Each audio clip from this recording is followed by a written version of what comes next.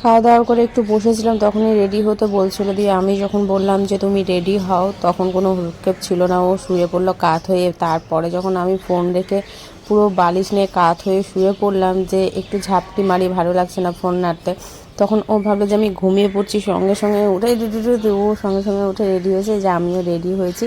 তো আজকে নতুন ব্যাগটা সাইড করছি, ব্যাগটা নিয়ে যায়। ওই দুটো ব্যাগ ভালো আছে যেন, পরিষ্কার করলেই নতুনের মতো হয়ে যাবে। দীপ বলছে পুরনো হয়ে গেছে, ব্যাগ দুটো ফেলে দাঁড়ালাম নাকি, ওই ব্যাগ দুটো এখনও ব্যবহার করা যাচ্ছে, আমি কেন ফেলবো।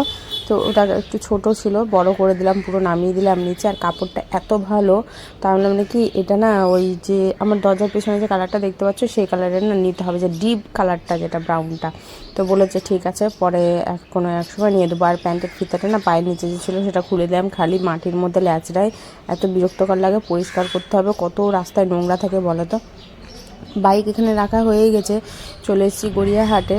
তো দীপ কিছু জিনিস নেবে সেটার জন্যে। আর এখানে ফ্রি পার্কিং আছে। এত চালাক একটা লোক, স্কুটি আমাদের সামনে স্কুটি বার করছে, তার কাছ থেকে গিয়ে টাকা নিয়ে নিয়েছে। দীপ সেটাই বলছে, তো আমি উল্টা একটু বুঝেছিলাম, না না ও পার্কিংওয়ালা না, ও তোমার এখানে স্কুটি রেখেছে। তখন বলছে না এর কাছ থেকে টাকা নিল। বললাম কেন, লোকটা দেখতে পাইনি ওখানে ফ্রি পার্কিং লেখা রয়েছে। মানে যারা জানে ফ্রি পার্কিং তারা একেবারেই তাদের কাছে জোর জার করে না, যারা জানবে না, লক্ষ্য করবে না, টাকা নিতে আসবে, বলবে এতক্ষণ ধরে আপনার বাইক রাখা ছিল, স্কুটি রাখা ছিল, এত টাকা করে টাকা নিয়ে নেয়। এবার আমাদের কাছে যখন যাওয়ার পথে চাইতে এসেছিলো, তখন আমরা বলেছি ফ্রি পার্কিং, তখন আর কোনো কিছু বলেনি, মানে সোজা নিজের মতো করে চলে গেছে। তো চলে এলাম ট্রেন্সে কিছু শার্ট দেখবো বলে। তো আমি বললাম যে আমার তো ভালো লাগে না বাজার কলকাতার শার্ট, কোনো দিনও পছন্দ হয়নি। তো দেখো কী করবা, একটু দেখে নাও, 2 টাকা বেশি লাগবে। তা বলে আমার কালারগুলো এত সুন্দর সুন্দর ছিল, এত ভালো লাগছিলো। হ্যাঁ সত্যি খুবই একটু দাম ছিল, মানে দামের থেকেও বেশি দাম ছিল। তো যাই হোক, মানে ধরো যে যেটা 3টে হয়ে যাবে শার্ট, সেটা একটা শার্টের দাম। তো অবস্থা বুঝে ব্যবস্থা ওইভাবেই নিতে হয় আর কি। তো দীপ সেখানে খুঁতখুত করছিল, নাহলে তো ও তৈরি ব্যাপারে এক চানছে। তোমরা তো ভালো করেই জানো, ও দাম নিয়ে টাকা নিয়ে কোনো সময় হেসফেস করে না, ভালো আছে দাম আছে ও নিয়ে নেয়। তো এটা সেকেন্ড আসলাম স্টাইল বাজারে, আনলাম চলো স্টাইল বাজারে দেখনি, তারপরে বাজার কলকাতায় ঢুকবো, তারপরে তোমার যেটা ভালো লাগে তুমি সেটা নিও। বাজারে এসেছি যখন, ঘুরে আগে ভালো করে চারিদিক দেখো, তারপরে তুমি তোমার ডিসিশনটা নিও। যদি বাজার না থাকতো, বাড়ির পাশে একটা দুটো দোকান থাকতো, তাহলে সেটা আলাদা ব্যাপার ছিল। এখানে তো ঘুরে প্রচুর দোকান দেখতে পাবে, এই ছোটো ছোটো দোকানগুলো তো তুমি দেখতে পারো।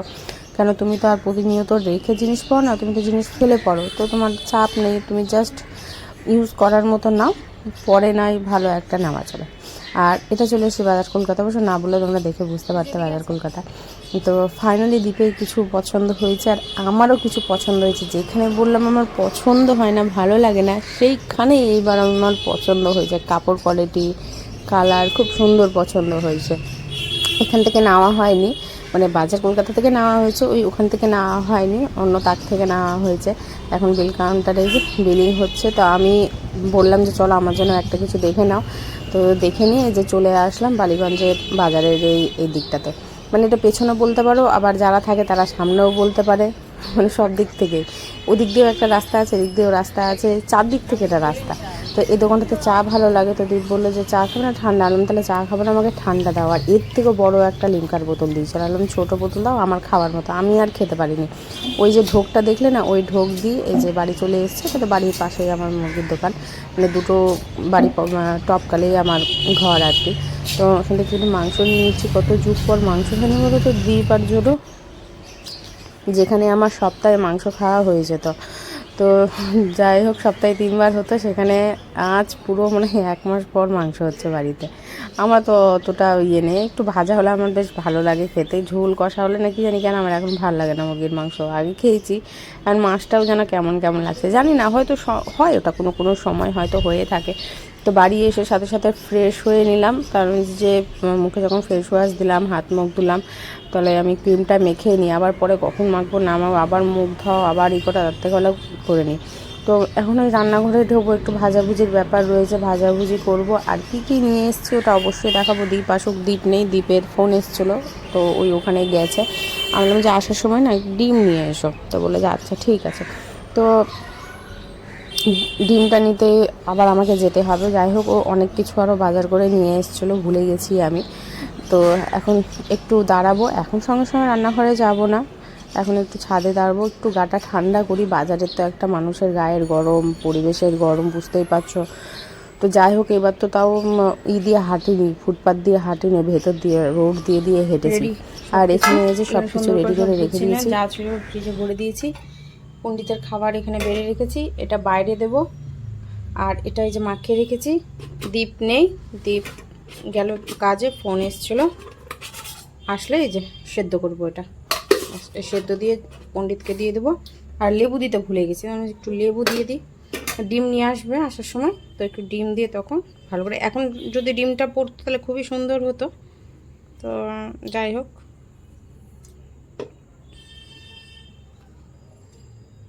আসবে তখনই ডিমটা দিয়ে মাখাবো। ওদিকে সেদ্ধ বসাবো, এদিকে মাখাবো, হয়ে যাবে ততক্ষণে। এবার হাত দিয়ে, তখন হাত দিয়ে মাখাইনি, হাতা দিয়ে মাখিয়েছি। হাত, বাঙালির হাত, হাত ছাড়া আমরা কিচ্ছু বুঝি না। হাত এমনই একটা জিনিস। এই যে মেন যেগুলো কাজ সেগুলো করে রেখে দিলাম। কড়াইটাও একটু সার্ফ দিয়ে, কোনো সাবান আনা হয়নি।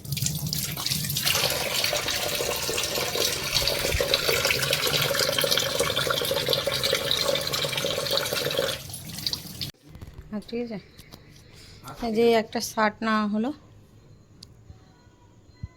তো দেখছে কতটা কি আছে। হ্যাঁ, তুমি তো ইন করে পরবে, তুমি তো ছেড়ে পরবে না, তো কিছু করার দরকার নাই। তার মধ্যে একটু যখন জলে পড়বে কি না, টি শার্টটা তোমার না, এটা খাবে না, এটা আমি বলছি, তুমি দেখে নিও। আমি খাবে না, আমি তোমাকে দেখেই বলছি, এটা খাবে না। এই হাত ঠিক আছে, এটা অনেক বড় আছে সাইডটা, সেই তুমি সাইড চাপালে চাপিও, আমি বলছি না, কিন্তু সেরকম ফিটিংস হয়ে চাপিও না, কারণ জলে এটা চাপবে, তখন তোমারই অস্বস্তিকর হয়। হ্যাঁ, সেই তুমি দিয়ে দিও যতটা হবে। তুমি একটা মাপ নিয়ে নাও আঙুলের সাইড ধরে, তাহলেই তো হয়ে যাবে। এই যে এটা একটা নিয়েছে, এই কালারটা, এই কালারটা আমার পছন্দ।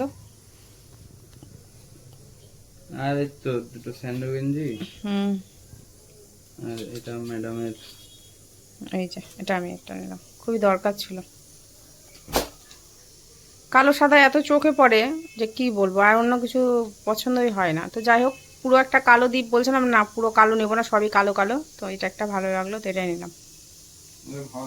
হ্যাঁ, নেই পরার মতো, মানে প্যান্ট হয়ে গেছে, জিন্স ফর্মাল এগুলো সব হয়ে গেছে, কিন্তু টপ নেই উপরে পরার, তো হয়ে গেল আর কি। এটাই নেওয়া হয়েছে। আর আসার পথে ওই তো সংসারের পেঁয়াজ রসুন আদা, আর কি, এটা ছাড়া তো আর কিচ্ছু নয়। এটাও দেখে নাও একবার করে। হ্যাঁ, নিচে খাবার দিয়ে আসলাম, নোংরা ফেলে আসলাম, আর সাবানও নিয়ে আসলাম। আর দিয়ে আসার সময় এই যে তেল ছিল না, ঘি শেষ, এটা নিয়ে এসছে। সাবান একবারে বেশি করে নিয়ে, আমি একটাই নিচ্ছিলাম, তো দীপ বললো একবারে 6টা নিয়ে নাও, লাগেই, তো একবারই নিলাম, কেন পাওয়া যায় না তো এখানে। এই যে ডিমও নিয়ে এসছি। আর পেঁয়াজ রসুনের ব্যাপারটা এবার তোমাদের গল্প করে শোনাই। পেঁয়াজ রসুন আদার ব্যাপারটা কি হয়েছে, এদিকে 15 30 টাকা হয়েছে, আর এদিকে পেঁয়াজ হয়েছে 36 টাকা। তাহলে পাক্কা হিসাব 30 30 60, এদিকে 66 টাকা। লোকটা বলছে 71 টাকা। আলাম 71 টাকা কি করে হচ্ছে, 66 টাকা হচ্ছে, 30 30 60, এদিকে 6। এবার দিয়ে বলছেন আর ঠিকই তো বলছে 71 টাকা। দিয়েও আবার ক্যালকুলেটার বার করলো, দিয়ে দেখছে হ্যাঁ 66 টাকা। না, মুখে তো পরিষ্কার হিসাব, খুচরো হিসাবটা। এদিকে 30 30 60 হচ্ছে, আর এদিকে 6 টাকা। ভালো লাগবে না, ওটা না, এখনই বোঝা যাবে যে কতটা।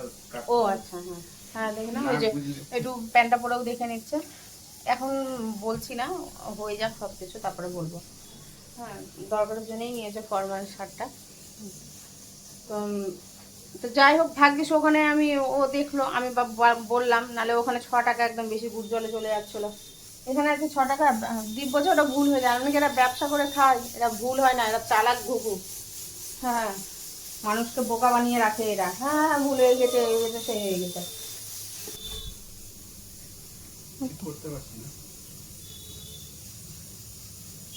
একটু সাইডটা ছাপিয়ে নেওয়া, সেলাই করে নেওয়া। হাত ঠিক আছে, হাত তোমাকে কিছু করতে হবে না। হুম,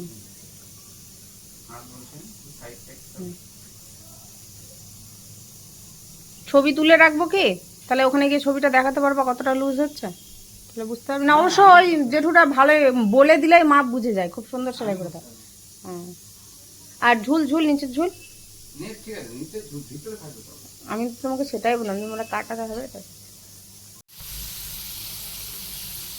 বাটার দিয়ে ভাজা বসিয়েছি। বাটার বাটার বলছি, মানে আগে হালকা একটু তেল দিয়েছি, তারপরে নাড়িয়ে চাড়িয়ে এপিট ওপিট করে তারপরে দিয়েছি বাটার, দিয়ে আবার একটু এপিট ওপিট করে নিলাম। আর গ্যাসটা তখন মিডিয়াম ছিল, এখন হালকা করে দিলাম, আস্তে করে দিলাম। আর এই যে সেদ্ধ পণ্ডিতকে দিয়ে দিলাম। আর এই যে জলের স্যুপটা, এই স্যুপটা এখন দিতে দেবো খেতে। কারণ হাতের আঙুলটা, যে বুড়ো আঙুলটা আছে বা হাতে, সেই আঙুলটা ফ্র্যাকচার হয়ে গেছে, চিট ধরে গেছে, তো ব্যথা, নাড়াচাড়া করতে পারে না। তার জন্য আজকে আর ট্যাঙ্কির জলে সেদ্ধ করে নিই। এর আগে সেদ্ধ হয়েছিল তখন ট্যাঙ্কির জলে অবশ্য খাইনি, ফেলে দেওয়া হয়েছিল। তো আজকে আমি একবার ওই জল দিয়ে, তখন দীপই বসিয়েছিল সেদ্ধটা, আমি বসাইনি। তো আজকে ভালো জলেই দিয়েছি, এবার খাওয়াবো বলে চুমুক দিয়ে দিতে বলবো। ঝামেলা একটু লবণ দেওয়াই আছে, হালকা একটু ছিটা পিটা, একটু গোলমরিচ দিয়ে ওকে দিয়ে দিই। খেয়েছো? খাওয়া হয়ে গেছে? Good boy. জল খেয়ে নাও, ঠান্ডা জল দিয়ে দিয়েছি তো। আর ওই ছিটা পিঠা ভাতটা খেলে না, ছিটা পিঠা ভাতটাও খেয়ে নিও পরে। কেমন, ভালো লাগলো? টেস্টি ছিল? ওরে বাবা। আর একজন এই যে দিয়েছি, এখানে পড়ে আছে, খাবে তা না, গরম গরম, গরম গরম না খেলে কোনো কাজ দেয় না।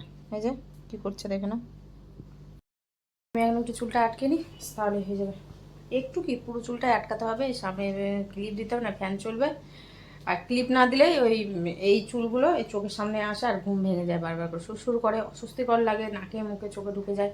মুখে তো জানো, এই চোখে আর নাকের ভিতরে এত করে বিরক্তিকর লাগে যে কী বলবো। এখনও ভাজাটা কমপ্লিট হয়নি, ভাজাটা কমপ্লিট হোক। একটু কমিয়ে কমিয়ে করছি তো, নাহলে সেদ্ধ হবে না। ছোটো ছোটো করে কাটবো ভেবেছিলাম, পিস করবো, তারপর কী জানি ঝোঁকে ঝোঁকে ছেড়ে দিচ্ছি। মানে ডিমটা দিয়ে যখন মাখাবো তখন ভেবেছিলাম আমি চাকু দিয়ে একটু কেটে নেবো, তাহলে ছোটো হয়ে যাবে, তাড়াতাড়ি হয়ে যাবে। আর ঢাকতেও ইচ্ছে করছে না, আবার একটা থালা লাগাতে হবে, আমাকেই মাজতে হবে।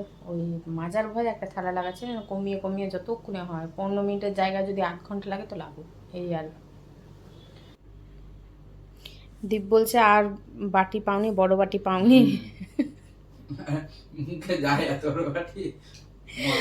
আমি এই কারণে দিলাম যে আবার এঁঠো করবো, ওটা ছিলই এঁঠো, তো দিয়ে দিলাম ওর মধ্যে, খেয়ে নেবে। যে খাওয়া হয়ে গেল, বাটির সাথে স্বাদ আছে বলো তো তোমরা? খাওয়ার সাথে স্বাদ আছে, কারণ ওটাকেও কুটে কুটে খাবে।